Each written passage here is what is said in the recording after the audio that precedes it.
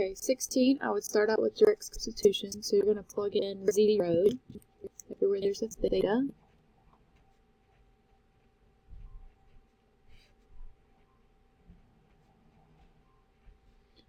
Okay, so because it's 0 plus 0, it'll be 0 in the numerator, and sine of 0 is 0, so 0 in the denominator.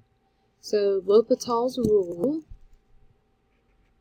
because it's the indeterminate form, will be the easiest thing to use here. So L'Hopital's rule says you're going to find the derivative of the numerator and denominator. So derivative of just theta would be 1. Now, for derivative of theta cosine theta, we're going to have to use the product rule, because it's theta times cosine theta. So the derivative of theta is 1.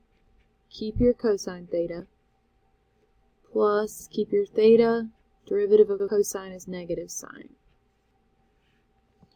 Alright, in the denominator, it's sine times cosine, so we're also going to have to use the product rule. Derivative of sine is cosine, keep cosine, plus, keep sine, derivative of cosine is negative sine. I want to clean this up before I plug in. So this is going to be the limit as theta approaches 0. We're going to have cos, or 1 plus cosine theta minus theta sine theta.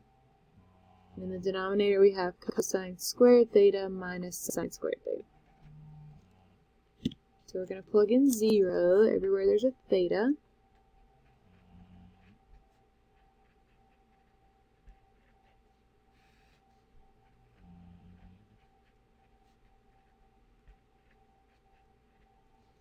Okay, so we know cosine of 0 is 1. And we know sine of 0 is 0, so that can just cancel out.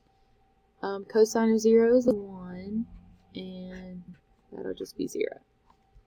So you're going to end up with 2 in the numerator, 1 in the denominator. So you end up with 2, which was answer choice D.